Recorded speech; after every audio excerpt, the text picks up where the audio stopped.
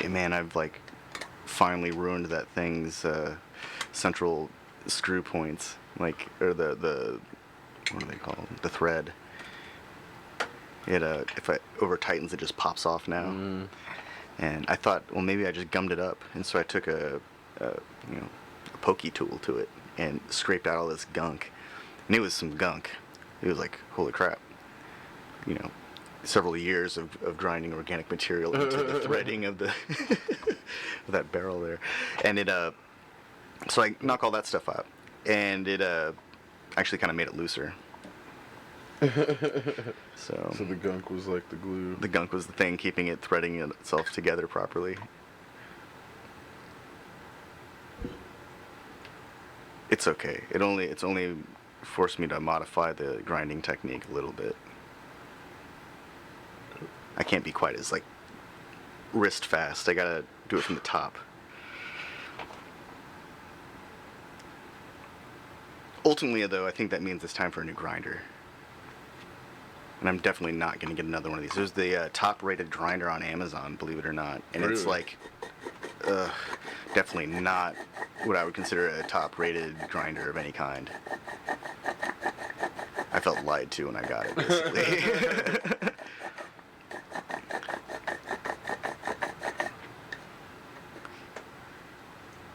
Chromium crusher. Yeah. I mistook it for the kind of a buddy of mine. He has a cosmic crusher, which is made of aluminum, and this is steel. And so, you know, it was late. I was in a rush, and I didn't need to be, and that's what I get for being in a rush when I didn't need to be. That's usually like the lesson when that happens. When I was like late at night, buying shit when I shouldn't be buying shit.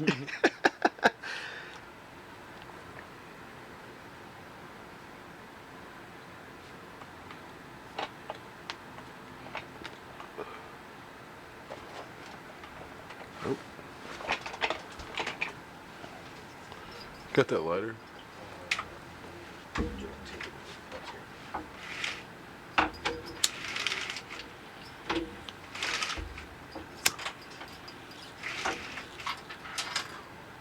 So, you may or may not have noticed that I took the a chainsaw to the whatchamacallits, those hedges out there and a few of the saplings in the front yard. I was finally decided that it's time to get rid of those hedges because they were just getting too big to even manage. Oh shit, no. And Yeah. In doing so, I've revealed, a pretty solid space between the cherry trees. Like, I was talking to Sheila about putting up some kind of, getting like bricks and like developing a patio up there. But to pull those things, I'm gonna have to soak the ground, like get it soaked, like almost a mud pit, and then pull it out with the truck. So I'm kind of excited about that. Oh, word. Sweet.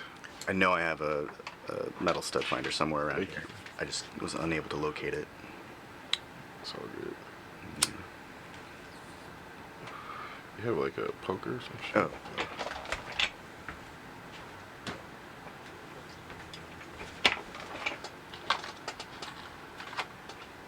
Thank you. Oops.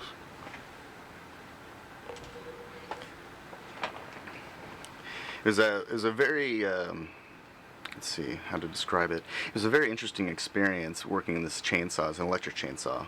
And the last time I was working with an electric chainsaw, I ended up breaking it. Like, I didn't realize that I had to pump oil onto the chain because it was my dad's, like, shit. From 1991, Craftsman electric chainsaw that he'd had, all that time. And so I didn't oil it, and then the chain got really hot, and then it stopped. It just, the whole thing, Locked up? Yeah, the whole thing locked up. It overheated the motor, and that was that. So I'm using this newer one, and it's a self-oiling chainsaw, so I didn't have to worry. So it just kept going and going, and trying not to hurt myself. and it's amazing what you find in a probably a 40-year-old hedge. I found 2 broken bottles, a can, a brick, like buried deep within inside the center little knot of the hedge, and then I found this long ass piece of metal, like a 1.5 foot long piece of steel, 1/4 inch thick by 1 inch by like a 1.5 foot. It was absurd. It's one of the things like, man, I'm really glad I didn't hit that with that chainsaw. Yeah, seriously. That fucked me up. I had a rebar once in this yard while mowing the lawn, and broke a lawnmower. Like, it hit the thing, the lawnmower jumped over like a foot, jumped up in the air and then leapt over to the side like a foot. And so I foolishly just decided I just restarted it, and it took a while, but it kept going, but it was wobbling, and then eventually it died. It just seized up. And, of course, in hindsight, I'm really lucky that thing didn't break a blade or that rebar and, like, cut my leg off or, kill me or anything like that. Yeah. So it's just another reason I don't like mowing lawns. The shit you find in a yard. Like, Yeah. Holy shit. all the things that come with homeownership that they never tell you about. Mm-hmm. They're just not in any manuals. Like, I didn't realize that I was going to buy 2 of a lot of things. And not because they break, but because I forget where I put it. And then I find it later, and it's like, oh shit, I've got 2 grass whips now. I've got 2 grass whips, 3 garden hose. One of them's kind of broken, though. 2 or 3 rakes. I'm not even sure how I get all this stuff. I'm not even sure if I actually bought them or if I just brought them over from my parents' house and haven't given them back. Like, that's one of those things that gets me. Like, I mean, I understand that at some point all of my dad's tools are going to be mine if they'll survive. And I'm not trying to, like, take them now or anything, but they're used here.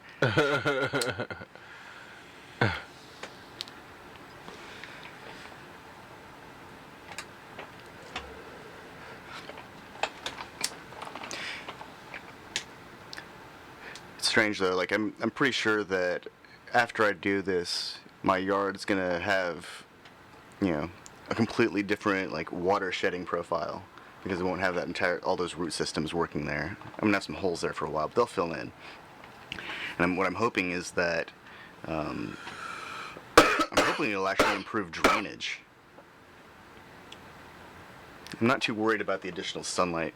Those trees are pretty good at blocking out the street pole over there. Mm-hmm. But the thing that I think I gain in is that it doesn't feel quite as cramped, especially without that bush there. Stupid ass giant hedge. At one point I had, like, fantasies of taking the hedge trimmer to it and turning it into some kind of shape. No. No, I got like 10 minutes into that and just gave up. Yeah, That's like a level of planning that I hadn't even thought of how much preparation it would require. Yeah, yeah. It's like straight up sculpture. Yeah. And topiaries are like a special type of plant too. Like, they grow in such a way that they're easy to sculpt. That hedge that I had there was like just a big knotted up mass. I had to cut big chunks into it just so I could peel away branches to get to other chunks, because I couldn't pull the branch out. It was so, like, woven into itself. Whoa. And then when I did finally get a big chunk that would roll away, it was like half the bush rolled away, half the hedge rolled away. And that's why I've got those piles there. They look a lot bigger or a lot more, like they've got more mass than they actually do, though. Mm. Most of it is dead, like dead little twigs. Whoever thought those hedges were a good idea, like, I hope they regret that decision. How long has this house been here? 80-something years, like 85, 86 years. So, this was where we are now, the sunroom, our exceptional Randos studio, is originally was just a porch. It wasn't sealed, and it was just open. And I don't even think it was original to the house. I think it was an addition. I'm pretty sure the back half of the house was like kind of an afterthought. I don't think that this house was all built in one shot. It's like from the point of purchase through renovation, we discovered several different styles of stick built construction. Like 5 distinct Whoa. differences in construction methodology. I don't know if that's a good thing. Yeah, neither am I. It's like Like, whoa, how many different ways can you cut a 2x4? how many different ways can you build a frame inside of a building? Well, I'm not put off because none of it has required a complete demo and rebuild. So that was the important part. Yeah, home ownership is definitely one of those things that you just don't even see it coming. Well, that's not entirely true. I can see some things coming. Like, we had a section of my roof that was leaking, so we knew that we had to replace it. And we just took the shingles off and put a Florida-style rubber rooftop on it. Because those things last forever. And, other things. Like, I've got a few leaks in the windows in this room, and I know that I need to repair them or do something about it. Because if we have another one of our glorious straight line storms or a tornado touches down nearby and I get 100-mile-an-hour winds outside, it's going to blow water in them. The last straight line one we had, it blew water in through one spot, so I did really good the last time I tried to seal this place up. And judging from last winter, which really wasn't that cold, this room was very habitable. And so I don't think that's too big of an issue. And as that wooded section gets thicker out there, I feel like I'll be able to expand the front yard a little bit more. I just want to maintain the kind of leaf density that I have so that I'm not staring at the road or staring at the neighbors. And so far it's working out pretty well. I took a walk around that pine tree in front, and that actually sucked because every second that I was running the chain against a piece of pine tree, it was shaking all of its pollen crap down all around me. And so that night was like my lungs felt like I was coughing up dust the whole time. Yeah. And I found a fucking grapevine in there. Dude, it's like a good 2.5 inch in diameter grapevine. I probably could have climbed up the tree with it. It's probably still there. I can probably climb up the tree with that grapevine. And probably break the tree if I do it, though. I'm not sure if you can tell, but there are actually 3 trunks to that pine tree. It's huge. But you don't realize how big it is. Yeah. When we first got here, when I first looked at it, I was envisioning wrapping like Christmas lights around it and decorating it like a rocket ship, like a 50s era Buck Rogers or I don't know, spaceship. Need a cherry picker for that shit. Yeah. Yeah, well, that's a lot of planning and preparation that I'm not prepared for. I also thought about constructing some kind of rudimentary triangular platform levels up on it so I could eventually have a lookout on top of it. But I'm pretty sure that would kill it too.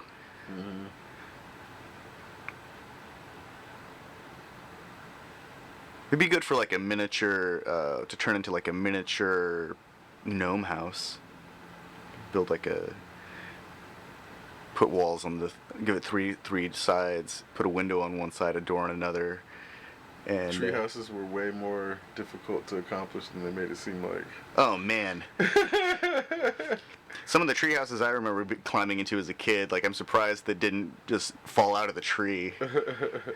Some of them felt like, a 2x4 or a plank of wood across 2 branches and like maybe a nail that went into the tree, and the others just were there through the plank, and you're just sitting on a board.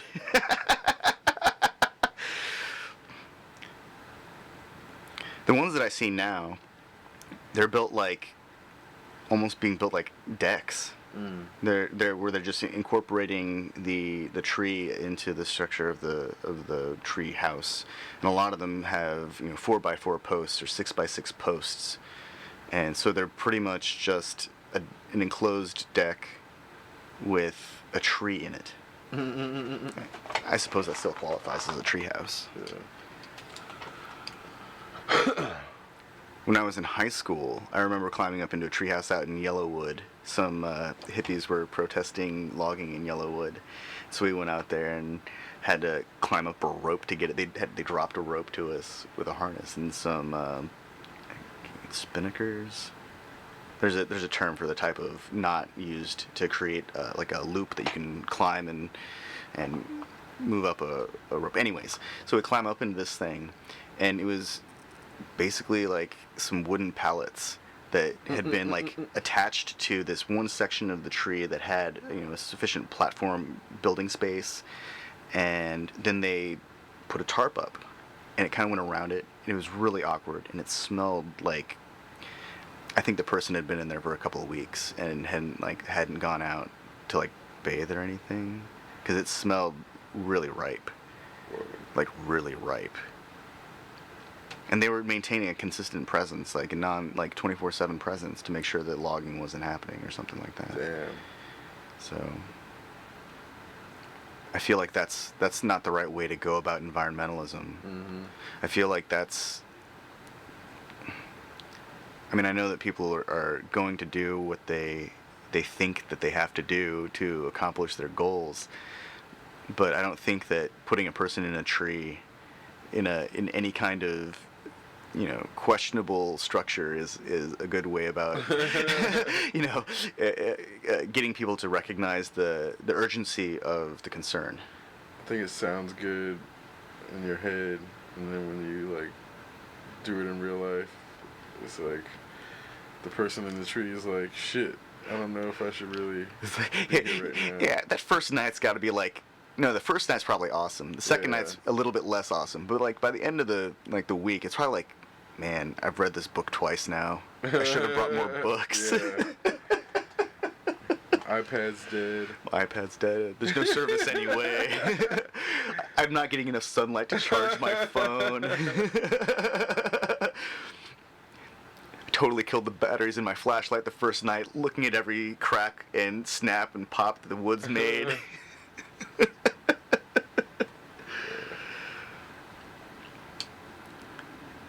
I think that's like where this really awkward phase with the volume of information that's available, and the fact that it's always presented in a context of, this is happening to someone. It's hard to gain any momentum with any of these movements anymore. There are just so many of them, and people want to pick and choose which variations on the theme they want, and lo and behold, there's a variation on every theme for every kind of concern.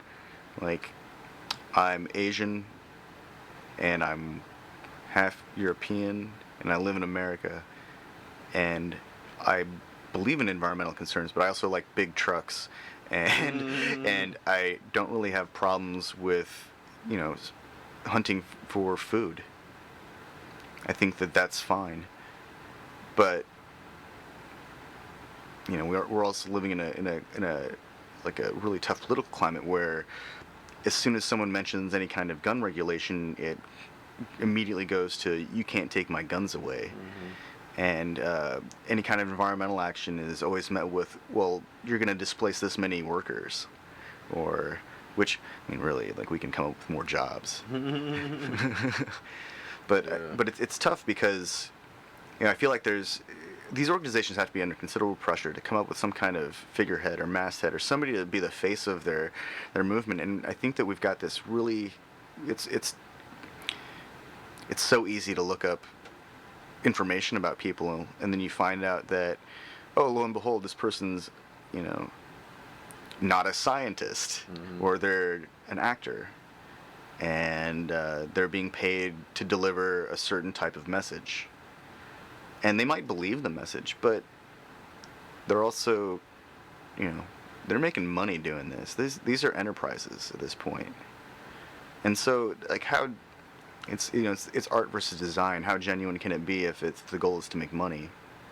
Mm-hmm. So that's kind of where I end up with a lot of these things. I want to be really positive about groups that emerge that are trying to help people. And I understand that Italy has its laws, its maritime laws. You can't just dump refugees off wherever you want, and that's reasonable. There should be some kind of way to handle that kind of situation. But I'm pretty sure that the United Nations and NATO have maritime laws also that supersede Italy's historical claim to the Mediterranean. Yeah. Well, I don't know, do they? I don't know if the UN supersedes anything. No, not anymore. Did they ever? I think at one point that they had a lot of NATO is one thing, but like NATO, just the military wing of the United Nations. Yeah. I mean, it's not. It's like North American. North Atlantic Treaty Organization. Yeah, North Atlantic. North American, yes, we got you. Yeah, Europe. no. Fucking yeah. Well, that followed the Warsaw Pact, which they decided wasn't sufficient, right? I'm pretty sure. Warsaw Pact was the first thing to emerge after Yeah. World War II. Then NATO, and then United Nations comes out of all of it, and there's all sorts of. Well, that's a tough. That's a well, because I thought because that's a really the like League of Nations. Oh, that's right, League of like Nations preceded all of it, and then they'd been trying to establish something that had military authority, but then remove that like actionable aspect of it over the course of all these. Like, this is where NATO can act without act, yeah. But the UN. It's similar to the IRA and Sinn Féin. Yeah. Whereas one is the political organization that does the talkie-talkie, and then they make they request that the other wing does the walkie-walkie. Yeah.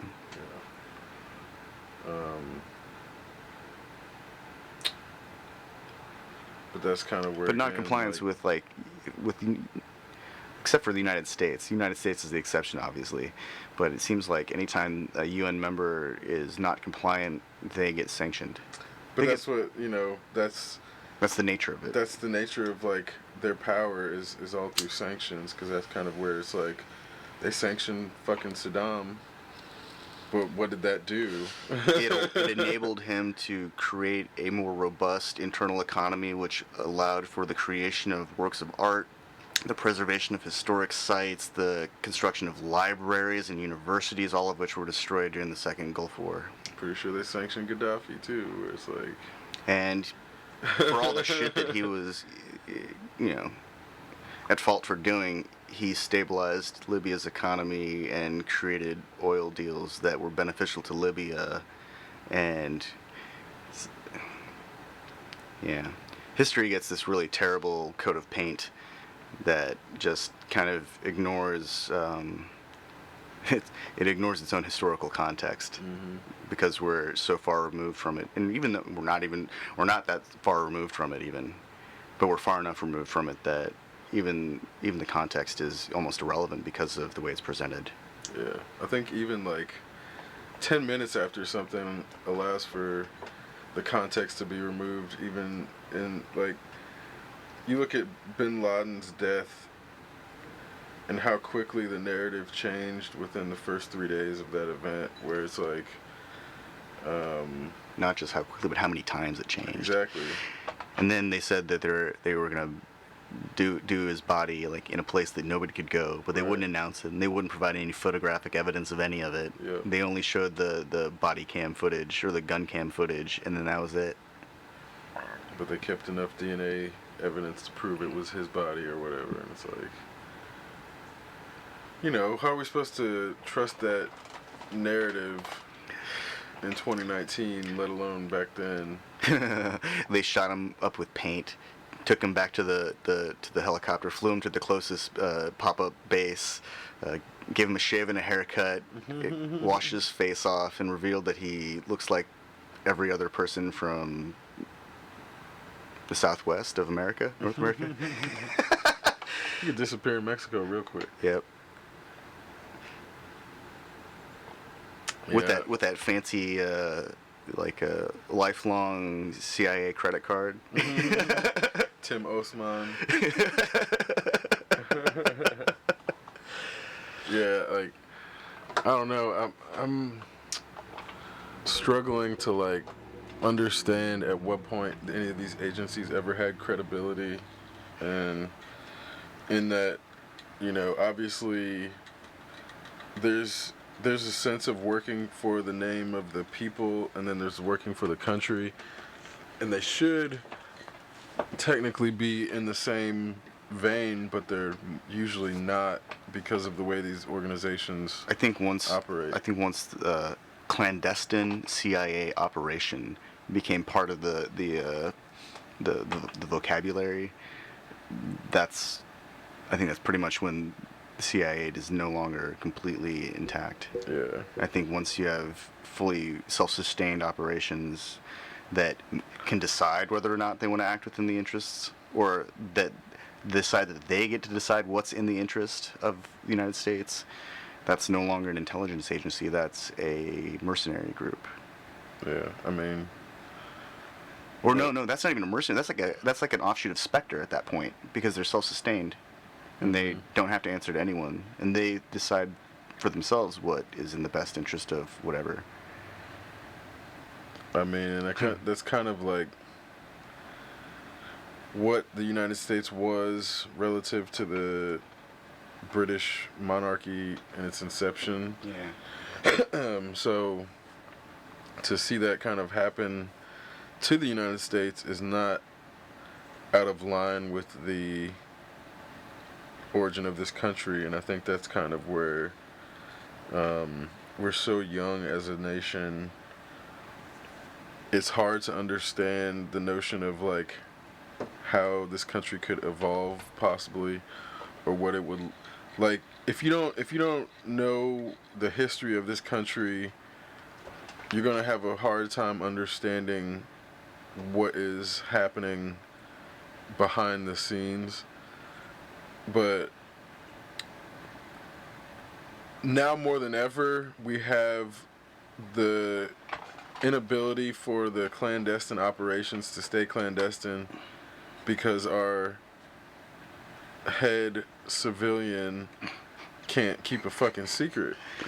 Yeah, I read a report of John Kelly having to hit the mute button over and over again during phone conversations with heads of state because, you know, GRU's top operative kept divulging sensitive information. Yeah. But, you know, this is kind of... Information warfare is coming to a peak, I think. And in that, that's where having 16... Like, no side is innocent of using children as their figureheads, because then the same people who are using a 16-year-old as their figurehead now are the same people who were attacking a right-wing figurehead with the whole the MAGA, you know. They were at some kind of abortion summit, and there was also the Native American guy, and then Right. there were I was talking about the Native American guy, not the abortion summit, because the whole thing with the Native American dude. I'm not even sure why he was just there, right? Is that even like they were protesting, and then the kid got in his face, or so they said. No, like in the video it's very clear. Like the guy with the drum walks over to the group and starts singing. Right. And some of them are like smiling and laughing, and some of them are like doing a tomahawk chop But then the kid who he got right in the face of was just like there in the moment. It seems. Yeah. It's. But there was a huge narrative created around what happened. We're like told this Native American dude's a veteran, then we find out he's not. And it's like, you know, there was all these things that were handled horribly created around that scenario to try to rally left-wing people around attacking a kid. Yeah. And then when the other side of the coin comes, and then a left-wing 16-year-old is getting attacked, it's horrible. It's atrocious. Like, well, how would anybody ever do this? But they were doing that shit fucking last year or however long ago it was. I think this happens anytime anyone tries to, you know, take advantage of youth. It always backfires. It's unfortunate that youth get brought into this as like let's foist it upon them. Yeah. I'm not sure that any 16-year-old has the life experience to be leading a revolution.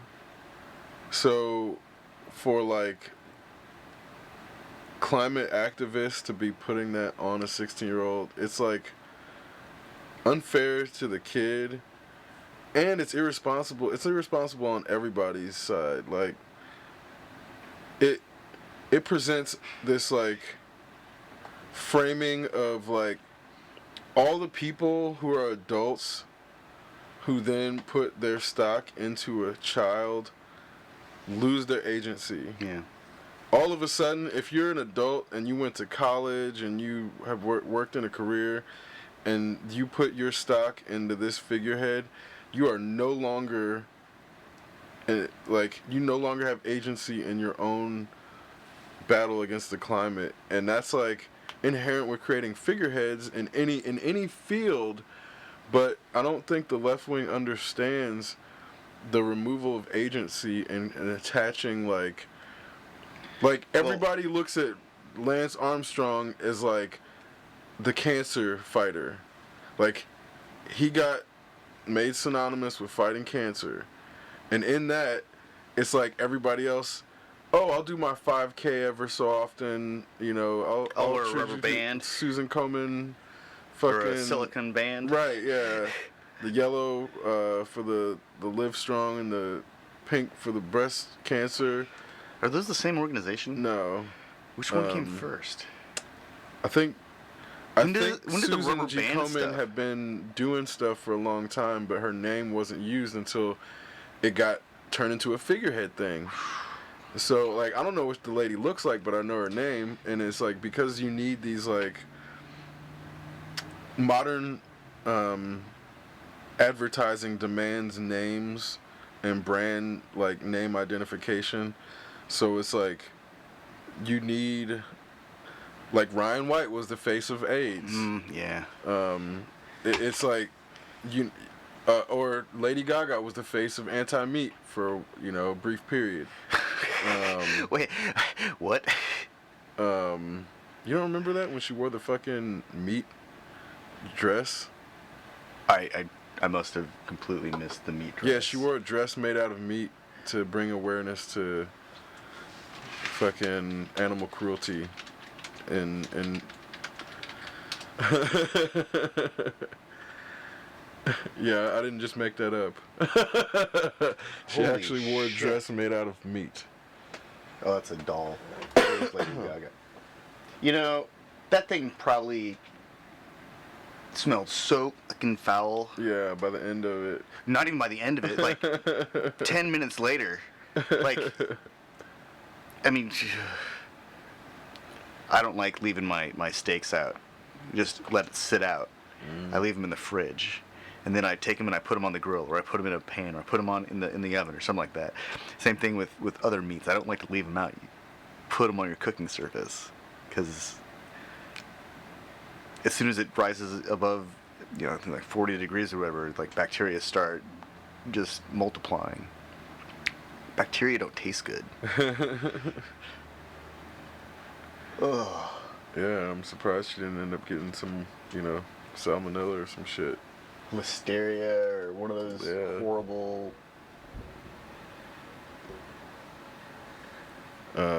But yeah, when you have inevitably attaching a single figure to a cause is going to mean that that person's integrity is directly now tied to that cause. So as soon as that person fucks up, and inevitably they will, just like No one's perfect. nobody's perfect, and it's just a matter of time before something comes out to remove that person's capacity to have a moral high ground and authority. And it's like this is something that I think people want to. You want to have a face on something to be able to identify it, but ultimately that's guaranteeing it can die with that person. I don't think that. I don't know. I think that if we as a group decide to do something, that we don't need to have a face, right? If we collectively come to consensus about, But that consensus has to happen, otherwise you get an Occupy Wall Street that becomes a movement with nothing, nothing came of that. no, Absolutely nothing. Something came of it. The FBI was managed to infiltrate several domestic terror groups and isolate vectors from foreign bodies. There's a documentary about that. Yeah. I remember seeing that shit, where like they managed to trace like foreign interests, like, and it's like, oh.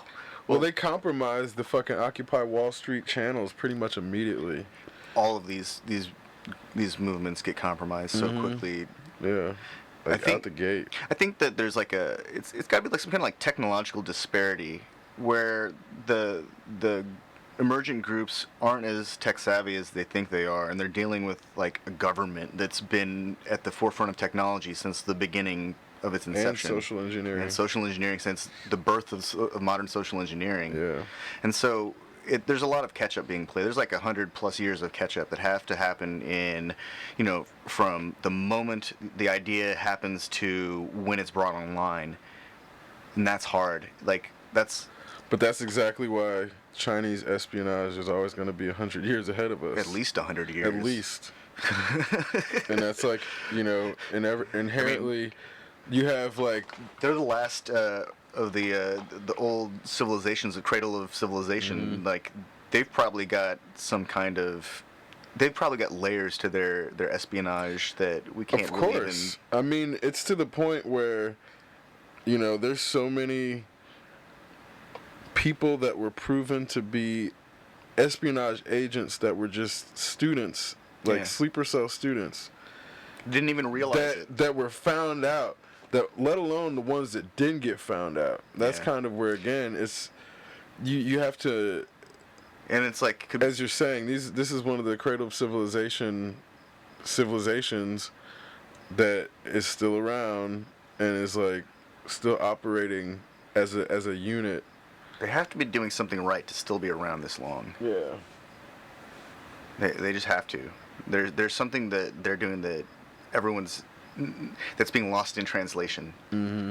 Like every sleeper agent they may have found like through academic means was probably the bait to keep from finding the right person. I think they have the national identity rhetoric down to a T. If anything, if you're born in China and you're like raised in that culture, you're going to probably put that culture above yourself because of the way that they have nationalism down. And that's kind of where it's like... Yeah, they've got thousands of years of indoctrination practices down packed. We've only got 200 some years of indoctrination practices down packed. That's a major... That's a huge disparity in the amount of time that has been put into building national identity. Because then it's in all aspects of society. It's not just in the religion. It's not just in the schooling. It's not just in the money. It's in every aspect of society. It's in the way you interact with your friends, the games you play, the books you read, the stories you tell, the music you listen to, and that's kind of where I think you get these youth revolts frequently popping up in throughout Chinese history, but then they only lead to another version of themselves. Right. Or of Exactly. what they were Exactly. revolting And from. the indoctrination really is so. it's just a power exchange at that point. It's not even a power exchange. It's that the indoctrination has become so high level that it takes into account these youth revolts to allow they allow the revolts to happen, but they know how to react to them to then isolate the leaders within them, to then make the leader go down this path of ego. And then they join the party. Yeah. Or they create a new party, Yeah. but the party doesn't actually change, it just changes face. Yep. So and this is like being able to understand the ego psychology and then social psychology over the course of thousands of years is how you get a machine that teaches allegiance to the machine so the machine can function, understanding that there are individuals operating within the machine, but at the same time it's like everybody, I would assume even at the highest levels of that government, they have to have allegiance to the machine or else it wouldn't work. And ultimately that's what ends up making the difference between something that lasts thousands of years as a machine. Otherwise, it would fall into one of these dynasty debacles that always happens where, an inept ruler, he empties the treasury, ruins the relationship with the people, and then everything falls apart. That's the story of these dynasties and how they end. It's inevitable. But it's because with dynasties you have a kid who gets raised in that what's the word, entitlement, and then they also have a level of disconnect from the people. So there's it's like the Caligulas. Not just levels, entire city of disconnect within a city, surrounded by a moat, surrounded by imperial guards. Yep, and exactly. then within the first ring of like just Beijing, you have nothing but support for the imperial palace. Mm-hmm. And then I can't remember how many rings there are, but it's a concentric. It's designed along these concentric rings. It just keeps going out because originally Peking is a fortress. Mm-hmm. It's an incredible structure from the air because it's so big. There's no way to really look at it except from the air. Clearly, aliens built it then. They had to have. There's no way humans could have built anything that big. The logic there is flawless. Yeah. I always laugh at, the notion of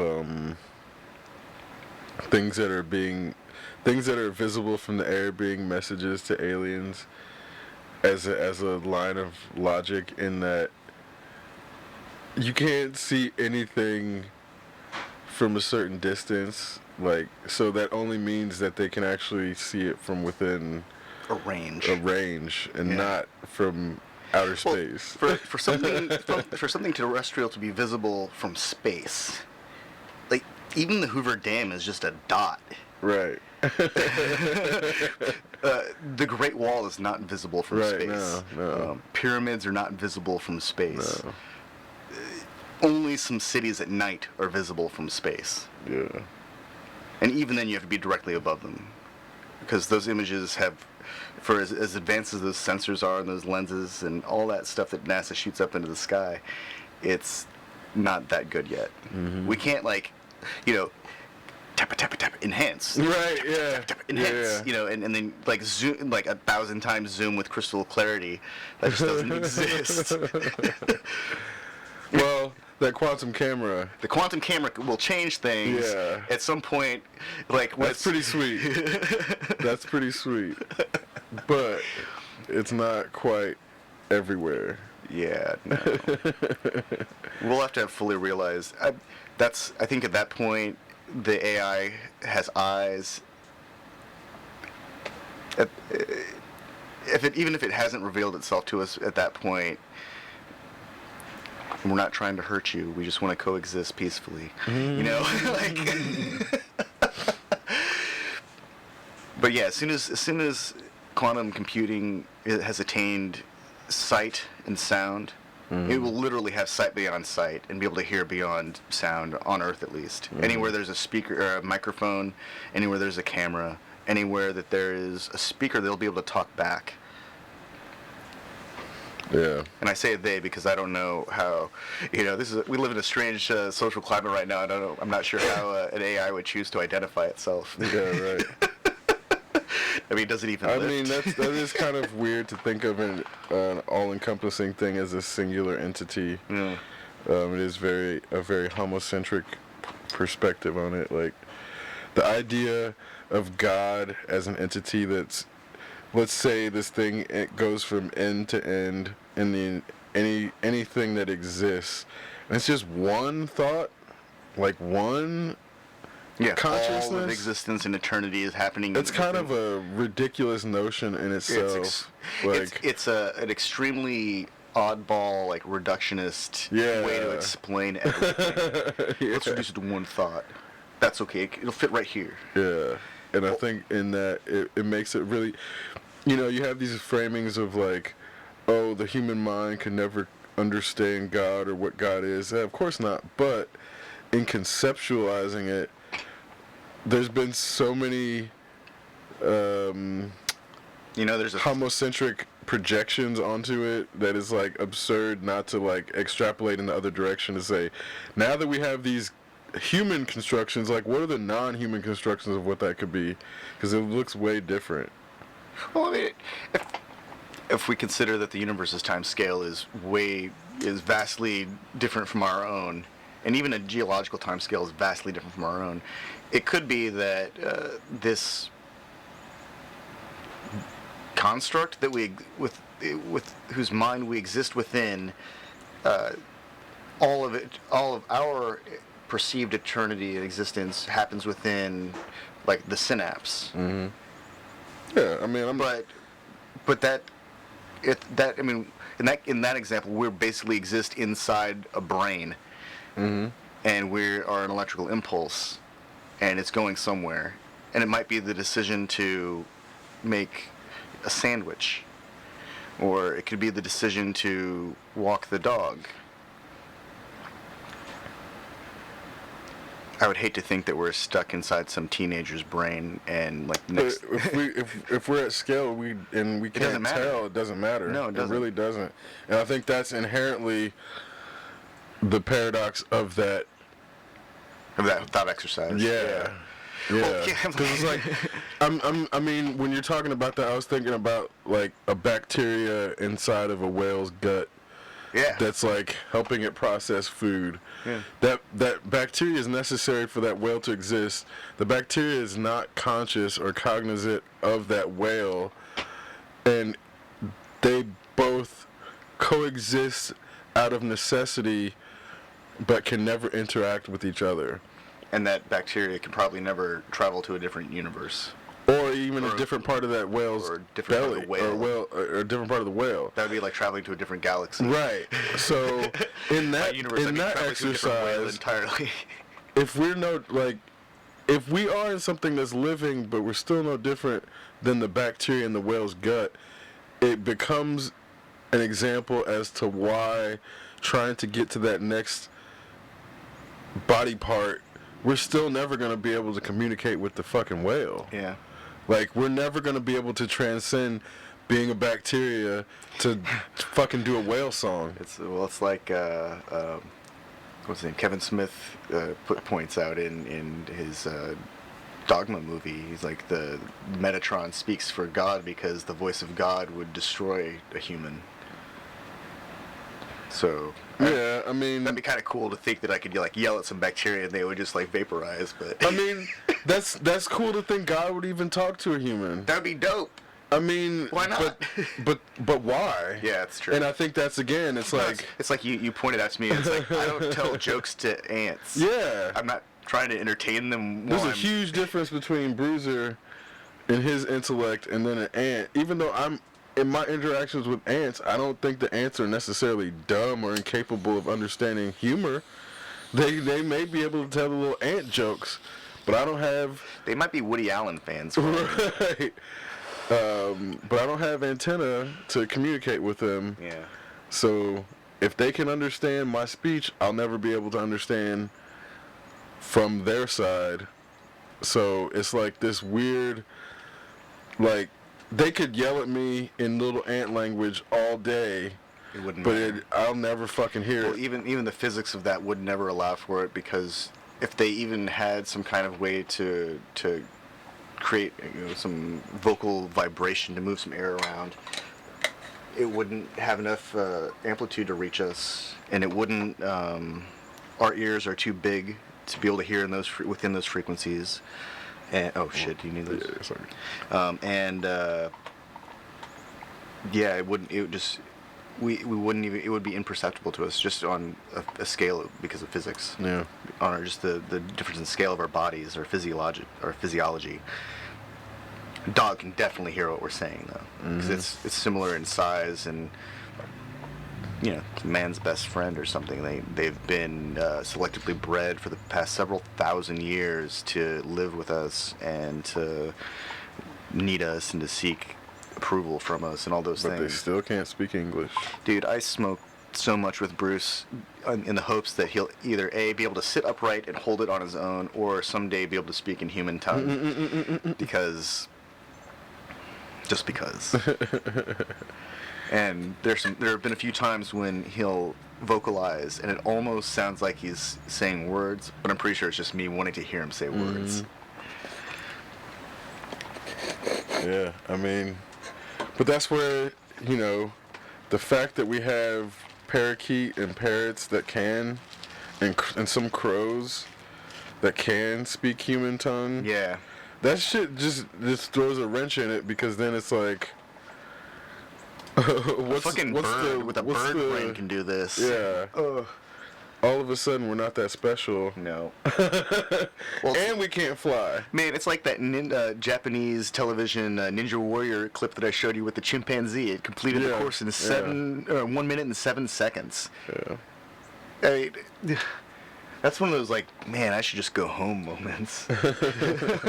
but it's like, but you also pointed out that, they spend all their lives moving around with their arms. They have a different distribution of body mass. There's just a lot of things going on that, that aren't. Well, shit, was it my life? Was it my life? No, I just want to double check. Oh, okay. There are a whole bunch of things that are going on, like with just the biometrics of a monkey, that give it an advantage for certain types of physical activities. Not to mention that humans stop participating in those kind of physical activities at the age of, like, I don't know, 10, 11. At least that's when I remember not playing on playgrounds, like, all the time. And I started to develop interests like baseball or, inline skates or just bicycles think of or video games. If every time in your life, this thought exercise is going to blow your mind.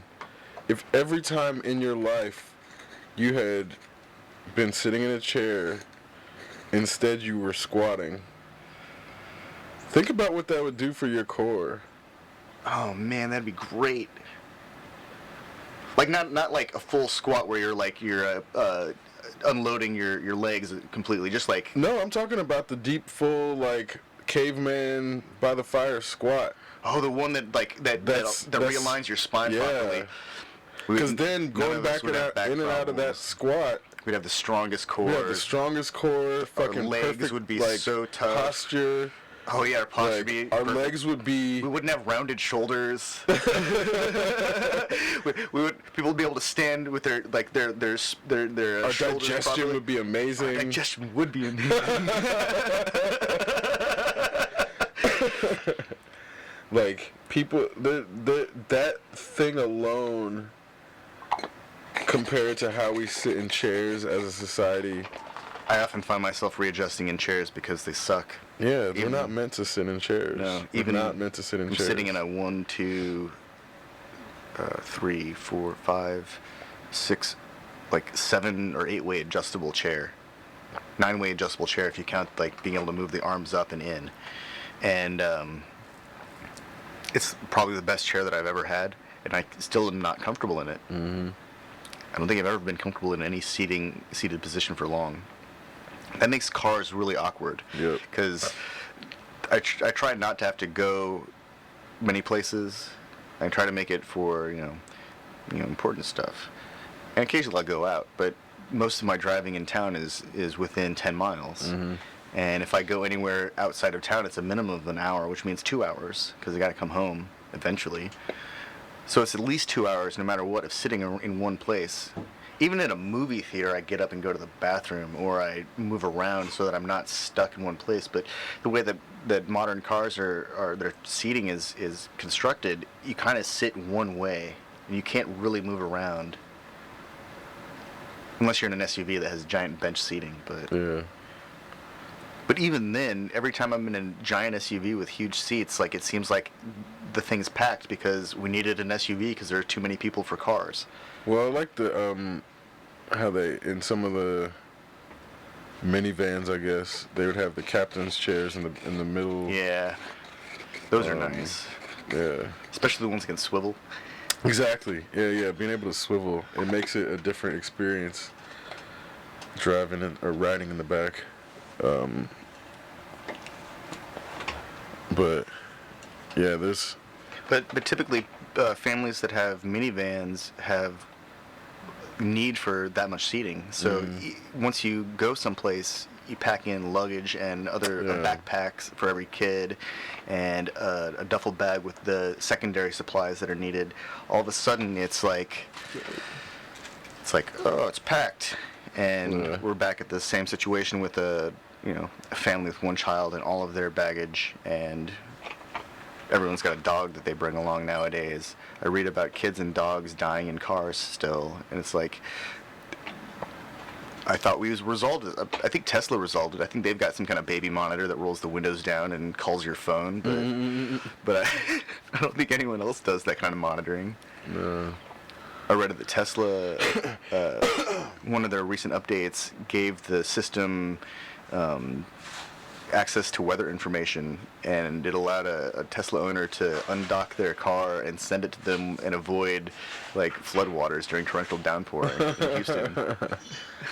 It's only a matter of time before those Teslas can just full on turn into boats, like, and then just go into the lake or whatever. Model B edition is a fully submersible aqueous Tesla car. Well, because I feel like the way they have to secure those batteries is going to make it so that ultimately they're going to make a car that's almost a boat anyway. Yeah. And they're just going to go ahead and full on do it just because they can. Have the seals, give it a pressurizing system so that it can, like, keep water out. Exactly. And then it's like, I can imagine it, because it's just a matter of like switching over a couple of different systems to like, or adding a few different, changing some seals. Right, or but then seals. The things that would come with that would make it more appealing to the person that would buy it anyway. Yeah. So it's gonna be like this transformer type vehicle. It'll be it'll be a super crossover SUV type thing. Yeah. It'll be able less to go than off 150 road. grand. It can go off road. It can go underwater. Yep. It can go on water. Exactly. Exactly. Now you see where I'm going. Yeah. Because that's where, once you have certain things in place, it is that vehicle. Yep. And then it's like, It doesn't need to be fast. It can be safe as hell. It can have big ass wheels so it can climb over whatever comes in its way.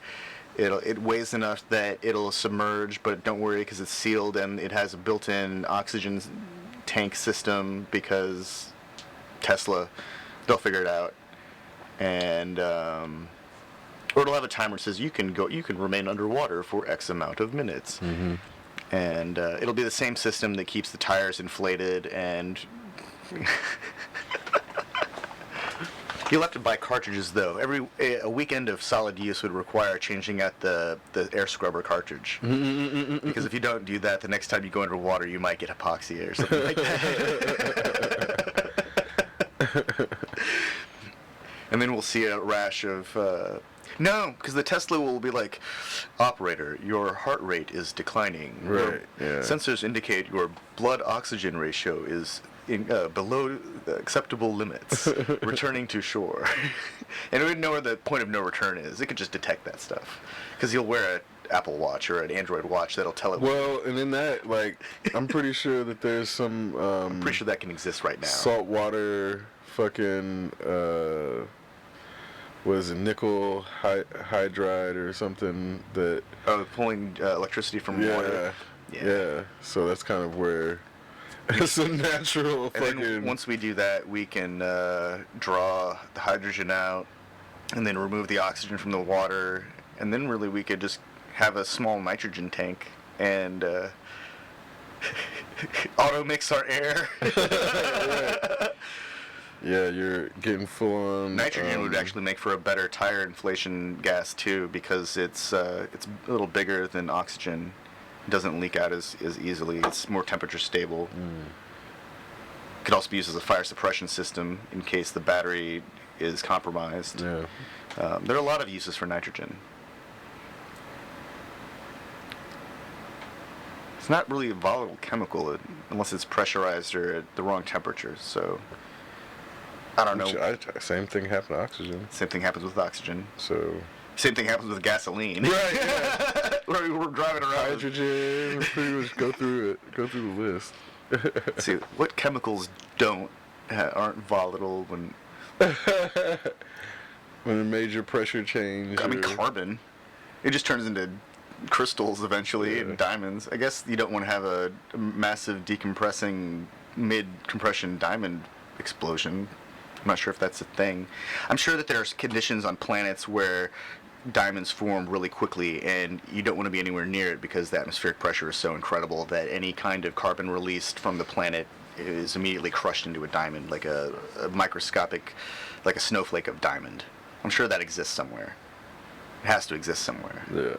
Like in some really exotic solar system that's being consumed by a black hole, probably. That's probably where that kind of thing happens. Yeah. Yeah, it seems to be variations on existence in every capacity. Yeah. Where it's like diamond planets and shit. Like, well, there are chunks of gold the size of New York floating around. Right. So yeah. there's potential for a lot of cool stuff. But I think you're right. Like solar systems are going to be pretty consistent to each other. And it's all going to be related to the size of the star and the amount of mass that's available to the system as it's forming. Yeah. Maybe proximity to like whatever energy is released from black holes or nova or hypernova to activate nebula to initiate solar system formation. I think that's part of it too.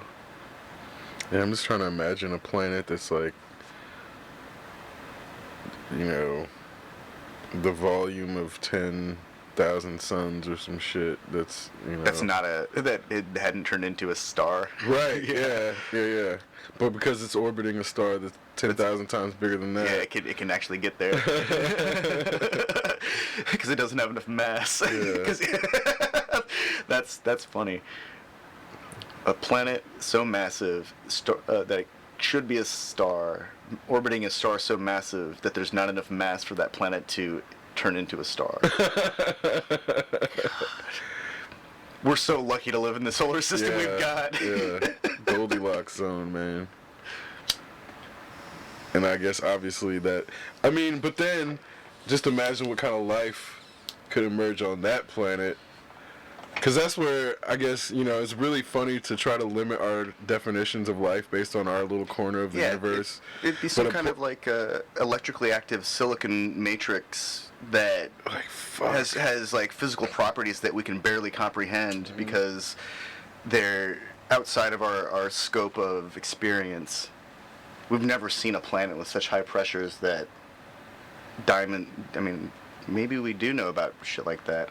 I know I've read about stuff like that, but I always feel like it's just science fiction because our telescopes can't actually see that, and we can only do so much with spectrography at like that distance, at the distances that we're looking at planets in different solar systems. Or like it blows my mind that like the amount of accuracy that we feel comfortable talking about in terms of like physics in space and planets that like, oh, we know that this planet is comprised of these things because all this data, but I don't know. Because I know that our cameras aren't that accurate. Right. And I know that our radio telescopes, for as much detail as they can provide us, also aren't that accurate yet. And even, maybe someday they will be. Well, so this gets to a good subject on the 30-meter telescope, because then it's interesting in the sense of now we have a quandary of wanting to advance science, but also in that there is a infringement upon the rights of existence of indigenous peoples in the process. So it's like, we can't look at this planet because we think there's life on it, and we don't want to interfere with their development. well, I'm talking about on ours. Oh. like the oh yeah, like indigenous peoples don't want that. So it's like a direct like the Sentinel Island people, or like the Aboriginals of Australia, or people in South America who are like, no, this is our land. I mean, it's in Hawaii. Oh, that's right, that freaking telescope they want to build. So, my understanding of that is really kind of messed up, because I have a buddy in Hawaii who's like really mad about it. Mm-hmm.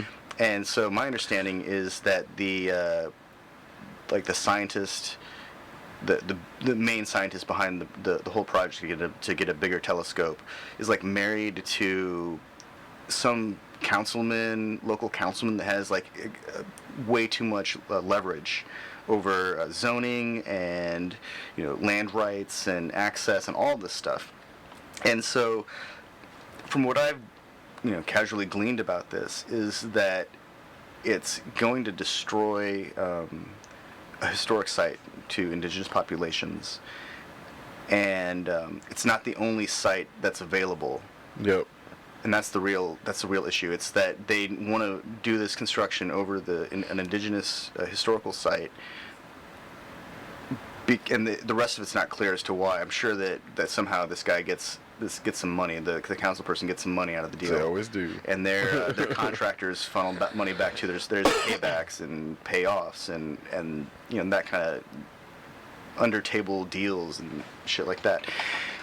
Because everything that I've read from the locals side is, it's almost the same kind of emotional tension that I remember reading about the Dakota Access Pipeline. Mm-hmm.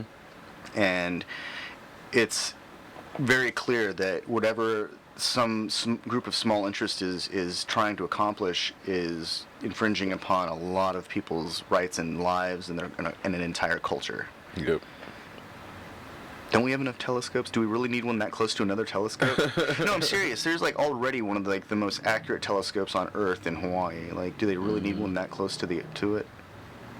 I mean, and again, I think that comes to the point of, shouldn't we be building more telescopes in space where there's greater stability and greater or less chance of geological shift causing errors in acquisition of images? I mean, the laser only works so well. Yeah. To stabilize an image. Nah, you don't have to convince me. I'm just trying to work it out in my head. It's like there has to be a better way to get another telescope. Yeah. And really, I mean, shouldn't we have and when I say we, I mean collectively, like the entirety of humanity that is interested in outer space and wants to make this happen, shouldn't we have our array of telescopes evenly distributed in such a way that we have better coverage with like greater degree of parallax so that we can have greater accuracy and triangulation? Yeah, I think that's how they actually got the image of the M80 or M87 or whatever. Yeah, that's because they had to use an array of 8 telescopes spanning like half the planet. It was like almost a planet-sized thing. Well, we need a telescope up in the Yukon or Alaska, and we need one down at the bottom of like Argentina. Mm-hmm. Because we need to get a bigger, broader, more. We just need more eyes on the sky at that point. We shouldn't have them like clustered next to each other. And if they're just putting a bigger telescope in, what's wrong with their existing facilities? I've seen pictures of these facilities. They're not small. They've got room for another giant, like, telescope dome thing. Well, it may not have the foundational Oh yeah, integrity. That's true. I think that might be what it is. Yeah. The machinery's so heavy. Yeah. They have to make sure that it has to be won't running all the sink. time to stabilize it. Yeah. Yeah, I guess it's not as easy as just like moving it to a different site. I'm sure they've done their environmental impact, not their cultural impact, Right, obviously. yeah, But that's something that needs to start happening along with environmental impact surveys, the cultural impact survey. Mm-hmm. Yeah, that would be something that. Well, I feel like companies are starting to do that on their image. So it's like if you're gonna do a ad campaign or something, if you're Pepsi, now they'll check and see. Oh, we're gonna piss off anybody who, might think we're stealing hip hop culture or offending the Black Lives Matter people or something. Damn it, Pepsi! Why you gotta do that shit? That Kendall or Kylie, whatever Jenner, that ad campaign just did not work. Yeah. Yeah, just. But I think that's the type of cultural shit they're doing now. Whereas, as you're saying, if we get to a point where cultural impact is like what companies strive to avoid having a negative cultural impact, then we're going to be in a lot better place for capitalism. That's a start. I think if it starts at a high level, it might eventually. That kind of awareness might eventually bleed down to the ground level. Mm-hmm. But I've noticed a lot of people using memes of black people expressing blackness.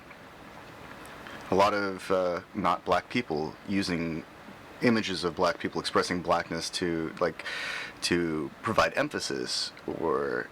And I read a piece not too long ago expressing concern about this because in their eyes this is just a variation of blackface.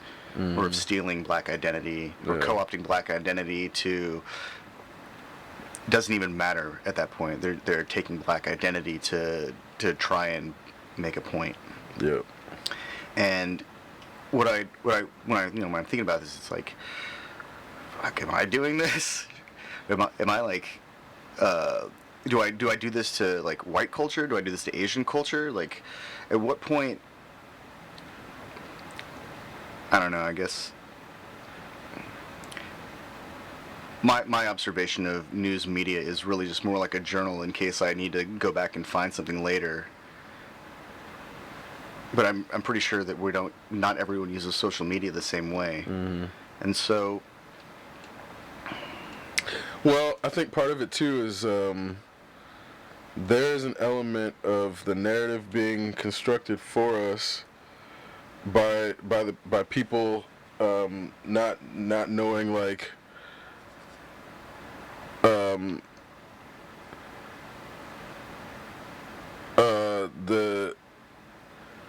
for example the narrative of black identity, I guess, being something that black people are always like concerned about. That's the only thing that we're being shown. It's like all these different types of black people exist, but the media is it's focused on one caricature of black culture. Yeah. So it becomes this thing of then like when people use that to try to make a point, that's even then further entrenching black people in that narrative. Yeah. To then not be able to like discuss anything else because then they have to be like, then they have to address that appropriation of culture to then get their identity back. Yeah. To then be like, no, this is not in fact how we are. Right. Yeah. This is not all of us. This is this one person. This one example. Doing this thing. Yeah. But that doesn't represent everybody. Like for a black person to be proud of their identity, like all black people like. Have All the people right. should be proud of all their people identity. Have the right to be proud of their identity, But that doesn't mean somebody showing pride in their identity as a black person is like somehow putting down the pride of somebody else. Yeah. Those two things have nothing in common. Whereas then they're like, well, what about white pride? Well, historically, white pride has been used for that thing, so it's not the same conversation. Yeah. So then that's kind of where the narrative is then like the historical context of black people has been screwed royally by segregation, desegregation, and then in that trying to establish like the identities of like who speaks for who and who's allowed to, like, if you're black, are you allowed to not participate in the cause because you want to be an individual? Not really, but that's kind of paradoxical because then that puts the black cause in a place where it's forcing people to identify with the movement as if they're not individuals. So that's why it becomes this super nuanced conversation in any time when you're discussing it. So that's kind of where it's like black people end up having to adopt their own and steal their own identity from ourselves because we have to constantly prove it and like reconstruct it. Or it's like it's just like what is it? Almost like damage control in a sense. Basically, it's constant damage control. I feel like Asian identity is really weird because it's like Asian American, Asian American, Asian American. Holy shit, Chinese, and that's like a whole identity that's like foreign and really, really proud of itself. Yeah. Like Chinese people that I've met as students, they know more about Chinese history than I think I was ever taught about American history in high school. Like by the time they get here, they're like really well indoctrinated. Yeah. And there's some. That's not to say that there aren't some very intelligent students coming out of China who their goal is actually to stay in America and teach like humanities or literature or something like that. But I feel like the people that I met that were like that were almost all from Hong Kong or Taiwan. I should cook.